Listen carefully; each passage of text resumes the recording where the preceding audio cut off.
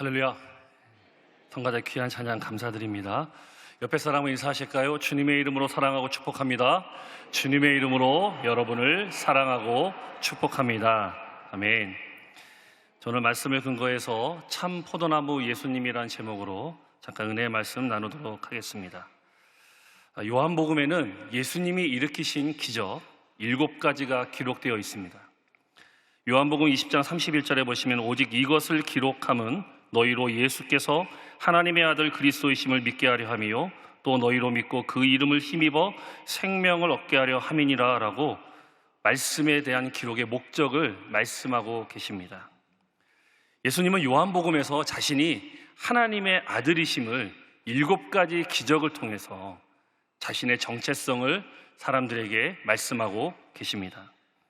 오병이어 기적 이후에는 생명의 떡이라고 말씀하셨고, 맹인의 눈을 뜨게 하신 후에는 세상의 빛이라고 하셨고, 나사로를 살리신 후에는 부활이요 생명이라고 말씀하시면서 아울러 7가지로 여러 가지로 자신의 정체성을 선포하고 계신 말씀이 바로 요한복음입니다. 마지막으로 오늘 본문에서는 참 포도나무라고 예수님이 표현하고 계시는데, 이 말은 자신이 곧 하나님이시라는 선언인 것입니다. 포도나무는 비유를 통해서 표현된 이 정체성의 선언이 7가지 중에 마지막에 나온 이유가 뭐냐 하면, 포도나무이신 예수님께 붙어 있으면 생명, 빛, 진리, 그 능력이 우리를 통해서 열매를 맺을 수 있기 때문에 마지막에 참 포도나무라고 축복의 메시지를 전하고 계신 것입니다. 그러면 첫 번째로 우리를 통해 맺힐 십자가의 열매는 무엇인가? 예수님은 자신을 낮추시고 모든 표적을 보여주신 이유는 우리에게 생명을 주시기 위해서 그렇게 하신 것입니다. 요한복음 15장 1절에 보시면 나는 참 포도나무여 내 아버지는 농부라라고 오늘 시작하고 있습니다. 예수님은 자신과 하나님 아버지를 이렇게 묘사하고 있는 거예요. 참 포도나무여 내 아버지는 농부라고. 그런데 우리에 대한 묘사가 5절에 있습니다. 나는 포도나무여 너희는 가지라. 그가 내 안에 내가 그 안에 거하면 사람이 열매를 많이 맺나니 나를 떠나서는 너희가 아무것도 할 수 없습니다. 요한복음의 주제를 한 단어로 이야기하면 생명입니다. 생명은 하나님의 생명, 영원한 생명을 의미하고 예수님을 상징했던 모든 것들은 다 생명으로 귀결되는 것입니다. 생명의 떡, 양의 문, 부활 모두 다 생명을 나타내는 것입니다. 예수님은 또 이 십자가를 지신 헌신의 대가로 우리에게 열매를 맺으라고 기대하고 계십니다. 예수님이 행하신 희생과 사역의 결과로 예수님의 삶 속에서 열매 맺는 게 아니라 저와 여러분의 삶 속에서 열매를 맺기를 원하신다는 것입니다.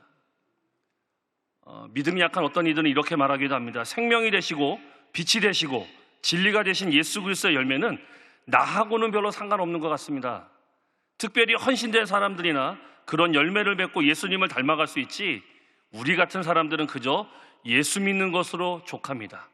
천국만 가면 되는 거 아닙니까? 라고 이야기하는 사람들이 있습니다.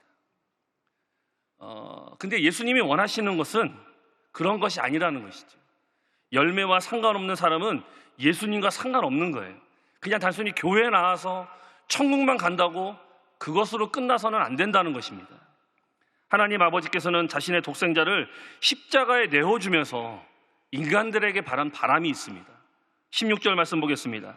너희가 나를 택한 것이 아니요 내가 너희를 택하여 세웠나니 이는 너희로 가서 열매를 맺게 하고 또 너희 열매가 항상 있게 하여 내 이름으로 아버지께 무엇을 구하든지 다 받게 하려 함이라.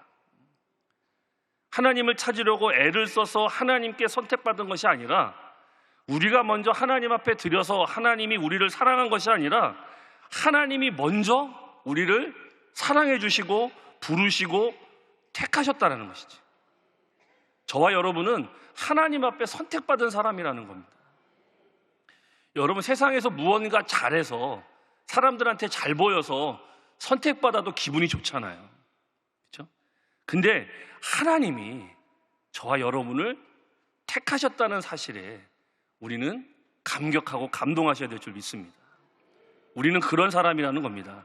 하나님이 우리를 택하신 이유는 뭔가 특별한 은혜를 베풀기 위해서만은 아니고 하나님께서 우리에게 열매를 보기 위하여 우리를 택하셨다라는 것이죠.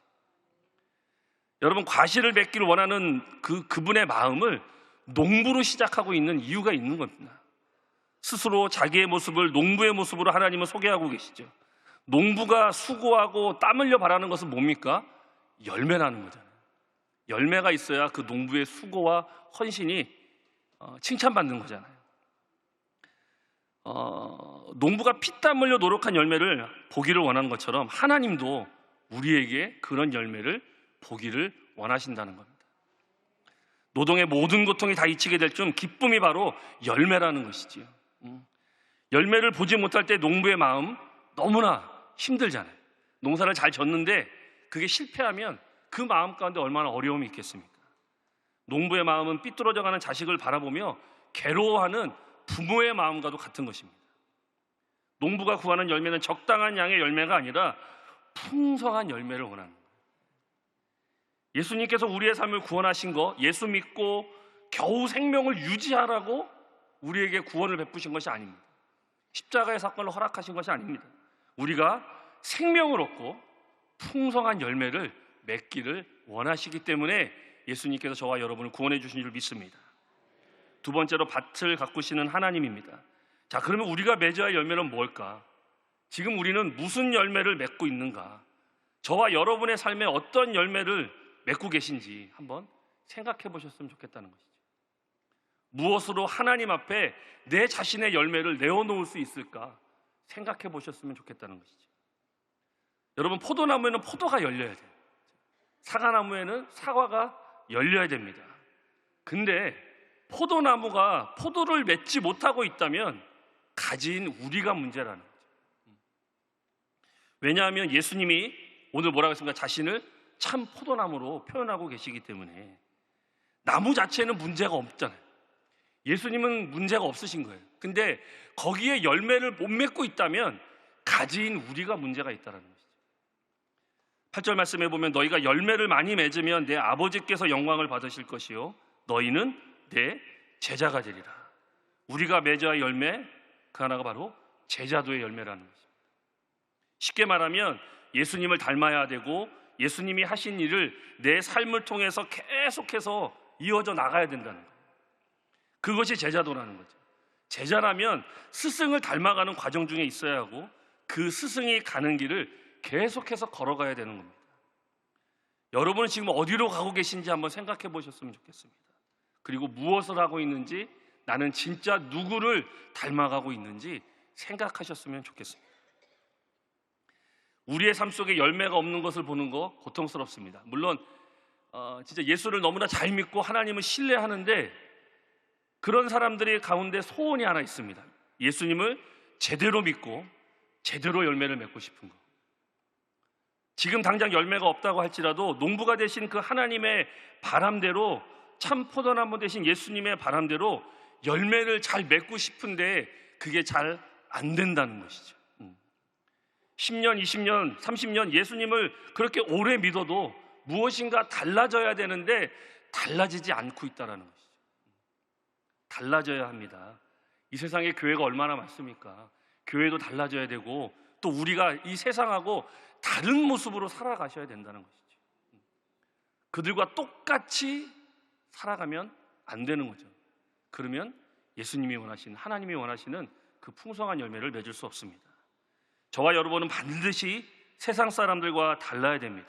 근데 별로 다르지 않다면 그것만큼 가슴 아픈 일이 없을 거예요. 우리가 맺어야 될 많은 열매들이 있습니다. 전도의 열매도 있고 봉사의 열매도 있고 헌신의 열매도 있고 성령의 열매도 있고 주님께서 하셨던 그 일들을 우리는 계속해서 해야 되는데 내 안에 그 열매가 맺혀지지 않아서 답답하시다면 기도하고 하나님 앞에 간구하셔야 될 줄 믿습니다. 가장 중요한 것은 예수님의 제자가 되는 거죠. 그분의 모습을 닮아가려고 애를 써야 되는 것입니다. 우리의 삶에서 내가 진짜 하나님의 말씀대로 살아가고 있는가, 하나님의 말씀대로 행하고 있는가 생각하면서 살아가셔야 된다는 것입니다. 너희가 세상에 나를 나타내리라. 너희를 보면 세상이 나를 알리라고 예수님, 하나님이 말씀하셨던 것처럼 우리는 제자로서 세상에 예수님을 제대로 소개하셔야 된다. 예수님이 핏값으로 구원받다는 사실만으로도 감사하지만, 그러나 그것에 만족하지 않고 복음의 능력을, 우리를 구원할 뿐 아니라 우리 삶 속에 풍성한 열매를 맺게 하기 위해선 그분을 제대로 진정한 마음으로, 신뢰하는 마음으로 소개하는 여러분이 되셨으면 좋겠습니다. 여러분, 자녀를 낳은 사실로만 만족하는 사람이 없잖아요. 자녀의 생명이 유지되고 있다는 사실만으로는 부족하잖아요. 부모라면 자녀를 훌륭하게 키우고 싶은 겁니다. 하나님도 마찬가지죠. 하나님도 저와 여러분을 구원해 주셨는데 잘 되기를 바라시는 거죠. 많은 열매를 맺기를 원하는 안타까운 마음을 2절에 표현하고 있습니다. 무릇 내게 붙어 있어 열매를 맺지 않은 가지는 아버지께서 그것을 제거해 버리시고, 무릇 열매를 맺는 가지는 더 열매를 맺게 하려 하여 그것을 깨끗하게 하시느니라. 농부는 열매 맺지 않는 가지를 과감하게 잘라버립니다. 왜냐하면 열매 맺지 않는 가지는 계속 놓아둘 수가 없죠. 병들고 죽은 가지는 다른 가지를 병들게 하고, 또 그것을 과감하게 잘라야 더 많은 열매가 맺혀지듯이 농부는 열매를 맺지 못하는 가지는 잘라버리는 것입니다.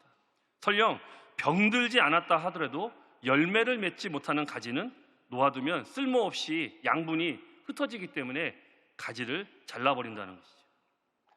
근데 어떻게 보면 우리에게 또 이런 고민이 생길 수 있어요. 나도 열매를 많이 맺고 싶은데 혹시나 잘려버리면 어떡하나, 혹시나 버림받으면 어떡하나, 그런 고민이 생길 수도 있습니다. 오늘 6절 말씀해 보시면, 사람이 내 안에 거하지 아니하면 가지처럼 밖에 버려져 마르나니 사람들이 그것을 모아다가 불에 던져 사르느니라. 여러분, 포도나무는 엄밀히 말하면 나무가 아닙니다. 덩쿨이에요. 나무 둥치와 가지의 구분이 없기 때문에 포도나무는 목재로 쓸 수 없습니다. 좋은 땔감으로 쓸 수 없어요. 그래서 그냥 모아다가 불에 던져서 태워버리는 거예요. 어떤 사람이 잘려져 나갈까? 열매 맺지 못한 사람, 어떻게 보면 진짜 예수님을 진정으로 신뢰하지 못하거나 예수를 믿지 않는 사람이라는 것이죠. 여러분, 예수를 믿으면 반드시 열매가 보여야 되는 거예요. 설령 잘 익지 않아도 열매가 보여야 된다는 것입니다. 세 번째로, 우리를 깨끗게 하는 도구 말씀. 자, 그러면 예수를 믿고 거듭나면 반드시 우리가 바뀌어야 된다는 것이죠. 생각이 바뀌어야 되고, 가치관이 바뀌어야 되고, 말이 바뀌어야 됩니다. 바뀌는 것은 틀림없습니다. 문제는 약간만 바뀌는 데 있다는 거예요. 예수를 믿으면 확실하게 바뀌셔야 되는 거예요. 잘 익지 않은 열매를 맺더라도 그런 가지는 나무에 붙어 있으면 언젠가는 풍성한 열매를 맺게 된다는 것입니다. 열매를 맺지 못하는 이유는 예수를 믿었지만 진정으로 거듭나지 않았기 때문에, 진정으로 예수님과 하나님을 신뢰하지 않기 때문에 열매가 맺어지지 않는 것입니다. 요한복음 13장부터 17장까지의 본문은 예수님이 11명의 제자만 따로 모아놓고 특별히 유언가토 같은 말씀을 하시죠. 예수님은 제자들의 발을 씻기셨고 성찬을 베푸시면서 이 밤이 지나면 지게 될 십자가를 앞에 두고 제자들이 열매를 맺기를 원하시며 말씀을 선포하셨습니다. 그분은 이미 예수를 믿어 열매를 맺어가는 사람들에게 이 말씀을 주신 것이죠. 하나님이 농부로서 가지를 친 데는 목적이 있습니다. 제거해버리는 것과 가지치기. 가지치기는 다르죠. 더 잘 자라기 위해서 가지를 치잖아요. 더 정비하시기 위해서. 예수 믿지 않고 건너서 그냥 잘라버리지만 그래도 조금이나마 잘 익지 않은 열매를 맺는 사람들은 하나님이 가지를 치시는 거죠. 근데 그 가지 치는 목적이 뭐냐? 우리를 죽이시는 것처럼 느껴지지만 우리를 죽이시는 것이 아니라 우리의 삶에 더 풍성한 열매를 맺게 하기 위해서. 가지치기는 아무 곳이나 자르면 안 되죠. 아무 곳이나 자르면 나무는 그냥 죽습니다. 그렇죠? 누구나 실수하고, 심지어 전문가도 실수하고, 잘라야 될 부분을 잘라야 되는 것이죠. 근데 우리 하나님은 그런 분이 아니시라는 거죠. 실수가 없는 분이시죠. 내 삶을 너무나 잘 알고 계시기 때문에 어떤 걸 잘라야 할지 알고 계시는 거예요. 근데 그것이 잘려나갈 때 나는 죽는 것 같은 거예요. 죽을 것 같은 거예요. 근데 그것이 잘려나가고 그것이 열매가 맺어지고 그것이 더 풍성하게 돼서 우리가 하나님 앞에 귀하게 쓰임받을 수 있는 도구가 될 줄 믿습니다. 3절 말씀에 너희는 내가 일러준 말로 이미 깨끗하여졌으니. 하나님의 도구는 말씀입니다. 하나님의 말씀이 우리를 깨끗하게 하고 그 말씀을 통해서 우리가 변화받고 은혜받고 하나님의 은혜를 누리게 되는 줄 믿습니다. 가끔 성경 말씀 보면 부담스럽다고 하시는 분들이 있어요. 성경 말씀이 어렵다고 하시는 분들이 있어요. 또 말씀이 편안하게 느낀다는 것은 어떤 면에 문제가 있는 거죠. 우리가 예수님도 아닌데 말씀이 편안하다? 어떻게 보면 그 말씀을 우리가 신뢰하지 못하는 것이죠. 부담스럽고 불편하셔야 되는 거예요. 왜? 그것이 나의 현실이기 때문에. 그래서 그 불편함과 그 부담감을 가지고 그 말씀을 붙잡고 기도할 때 놀라운 은혜와 변화가 일어나게 될 줄 믿습니다. 예수님처럼 살지도 못하면서 말씀이 들어오는데 전혀 불편한 것을 모른다. 그건 문제가 심각한 거죠. 내 신앙에 문제가 있는 거죠. 부담스러운 것은 아까도 이야기했듯이 나를 깨우고 책망하고 의가 무엇인지 성령이 무엇인지 하나님의 뜻이 무엇인지 죄책감이 생기고 내 양심이 변화되어지고 하나님 앞에 기도할 때 하나님께서 그것을 깨끗이 제어해 주시고 은혜를 주실 줄 믿습니다. 하나님의 말씀은 우리를 위로하기도 하시고 지혜를 주고 분별력을 주고 능력과 용기를 주어서 내가 절망하고 캄캄할 때 어디로 가야 할지 알려주는 아주 내비게이션과 같은 것이 하나님의 말씀입니다.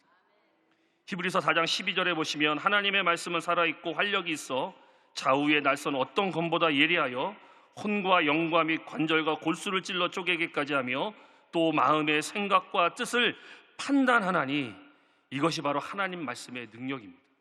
하나님이 우리의 마음 가운데 이 관절과 골수를 찔러 쪼개기까지 우리의 마음과 생각을 뜻을 판단해서 우리를 올바른 길로 이끌어 주실 줄 믿습니다.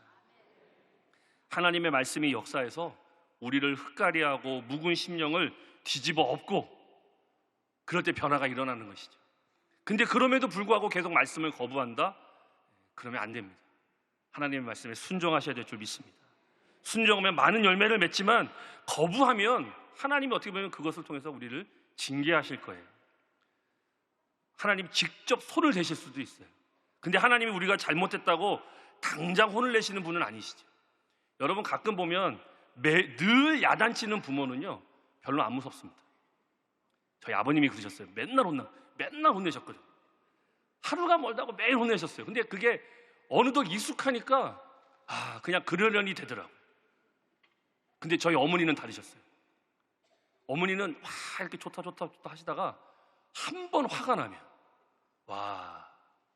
아실 거예요, 그렇죠? 예, 전 아버지보다 어머님이 더 무서웠습니다. 한 번 화가 나시면, 한 번 뚜껑이 열리시면 정신없이 혼나는 거예요. 하나님도 마찬가지라는 거죠. 온유하시지만 평상시에 야단치시지 않습니다. 내가 자꾸 말씀을 거부하고 하나님께 순종하지 아니하면 그제서야 하나님은 매를 드신다는 것이죠. 매 맞기 전에 말씀으로 순종하시길 바라겠습니다. 하나님은 매를 드실 때 정확하게 하십니다. 정확하게 우리의 교만과 경험과 자랑과 자기의 의를 치시는 것이 하나님이십니다. 여러분 그때를 두려워하고 겁내지 마십시오. 내가 변할 수 있고 내가 하나님의 말씀에 따라 풍성한 열매를 맺을 수 있는 시기인 줄 믿습니다. 하나님이 여러분이 열매 맺지 못한데도 그냥 내버려 두시는 것이 아니라 하나님은 사랑하는 자마다 징계를 하시잖아요. 요한계시록 3장 19절에 무릇 내가 사랑하는 자를 책망하여 징계하노니 그러므로 내가 열심을 내라 회개하라. 사랑의 매를 맞고 말씀과 징계를 통해서 깨끗하게 된 우리는 하나님 앞에 더 나아가고 하나님 앞에 거하셔야 될 줄 믿습니다. 예수님을 잘 믿고 신실하고 열매가 있는 사람은 그의 삶 속에서 하나님의 혹독한 회초리를 경험한 사람들인 거예요. 그 경험을 통해서 우리의 믿음이 커지고 성숙하게 되는 것입니다. 4절 말씀 보겠습니다. 내 안에 거하라 나도 너희 안에 거하리라. 가지가 포도나무에 붙어있지 아니하면 스스로 열매를 맺을 수 없음같이 너희도 내 안에 있지 아니하면 그러하리라. 예수님 안에 전폭적으로 거하시는 여러분이 되셨으면 좋겠습니다. 그분 앞에 전폭적으로 거하지 못하면 예배 시간에 집중이 안 되고 기도할 때 집중이 안 되고 산만합니다. 오늘 말씀처럼 내 안에 거하라 나도 너희 안에 거하리라. 우리는 포도나무에 붙어있기만 하면 되는 거예요. 그분 안에 거하면 하나님께서 우리를 이끌어 주시고 복을 주실 줄 믿습니다. 마지막 네 번째로 주님 안에 거하셔야 된다는 것이죠. 요한복음을 아무리 보고 읽어보아도 너희가 열매를 맺어라 이런 말씀 없습니다. 붙어 있어라, 거해라 이 말씀밖에 없습니다. 열매 맺기 위해서 노력하는 방법은 뭐냐? 그냥 붙어 있으셔야 되는 거예요. 우리가 열매 맺기 위해서 주님 안에 거하셔야 되는 거예요.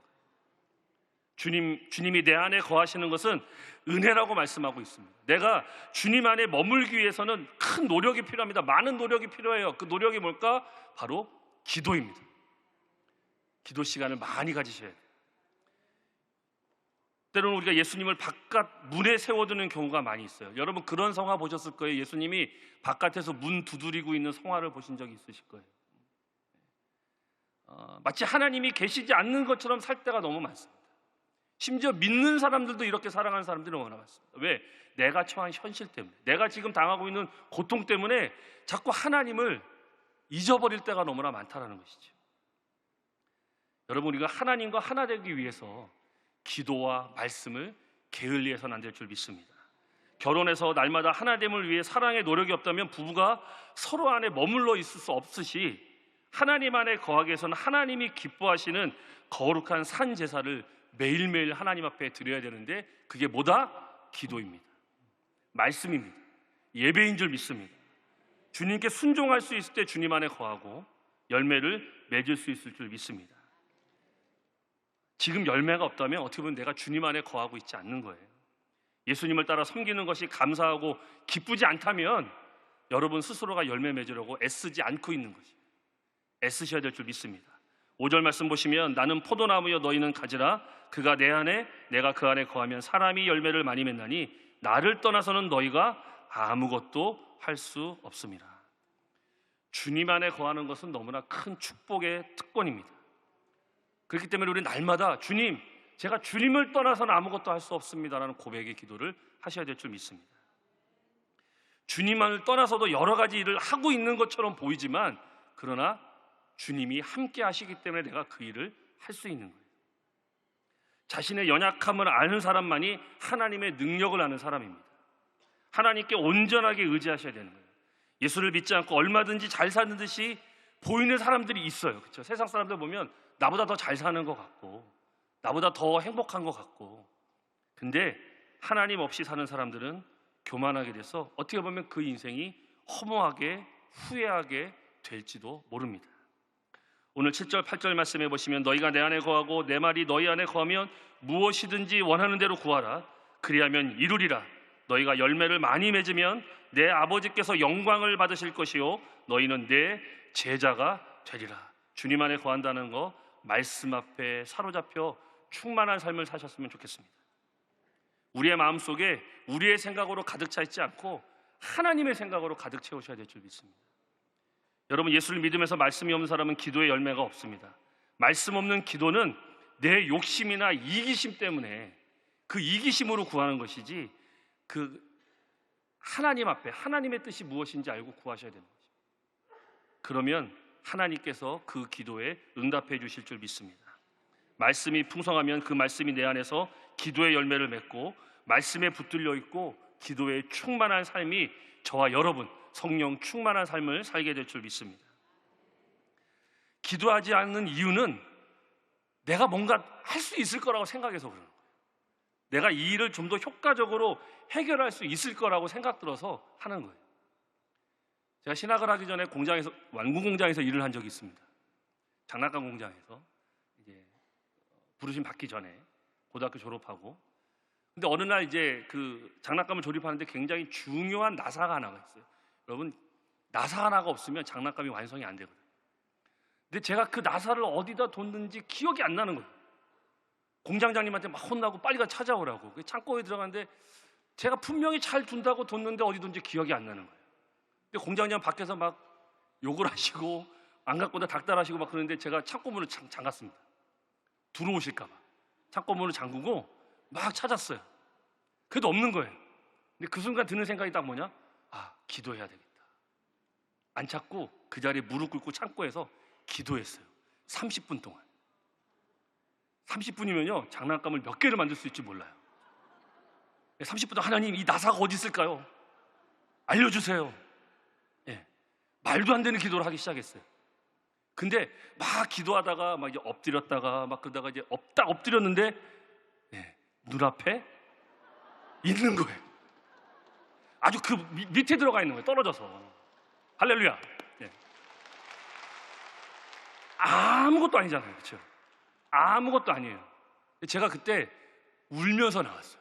그래서 30분 동안 뭐 했냐 너? 그래서 기도했어요. 무슨 기도? 나사를 찾게 해달라고. 예. 권장님 웃으시더라고요. 하여튼 빨리 가서 조립하라고. 이제 조립을 해서 이제 무사히 그날의 업무를 끝낸 적이 있습니다. 여러분, 작은 거 하나라도 우리는 하나님 없이 아무것도 할 수 없습니다. 하나님께 기도로 무엇인지 구하면 하나님께서 해결해 주실 줄 믿습니다. 좋지 않은 열매가 자꾸 맺어지는 것 같으면 싸우지 마세요. 내면에서 싸우지 마시고 그냥 무릎 꿇고 하나님 앞에 기도하셔야 될 줄 믿습니다. 말씀이 우리를 사로잡아서 우리를 경건하게 하고 깨끗하게 해서 저와 여러분의 삶 속에 좋은 열매가 맺히도록 해야 될 것입니다. 요한계시록 3장 20절에 보시면 볼지어다 내가 문 밖에 서서 두드리노니 누구든지 내 음성을 듣고 문을 열면 내가 그에게로 들어가 그와 더불어 먹고 그는 나와 더불어 먹으리라. 아멘. 우리의 힘을 내려놓고 주님이 내 안에 오셔서 다스려 주시고 후원해 주시고 도와주시도록 여러분 기도하셔야 될 줄 믿습니다. 우리는 예수님 없이 살 수 없습니다. 예수를 위해 사시는 여러분 되시고 그 예수님을 혹시 오늘 교회 처음 나오신 분 계시다면 영접하셔서 하나님의 귀한 은혜를 누리시기를 주님의 이름으로 부탁드리고 축원을 드리겠습니다. 기도하겠습니다. 하나님 아버지, 오늘 주님의 은혜 가운데 함께 하시고 인도하여 주셔서 참 포도나무 예수님이라는 제목으로 아버지 주님의 귀한 말씀을 나누게 해주심을 감사합니다. 포도나무 대신 예수님 앞에 우리가 붙어있기만 하면 많은 풍성한 열매를 맺을 줄 믿습니다. 작은 거 하나라도 주님 앞에 기도하며 말씀으로 아버지 주님 변화되어진 삶을 살아가게 해주셔서 우리의 삶에 많은 풍성한 열매들이 맺어질 수 있도록 성령 하나님 붙들어 주시고 인도하여 주시옵소서. 예수님의 이름으로 기도드립니다.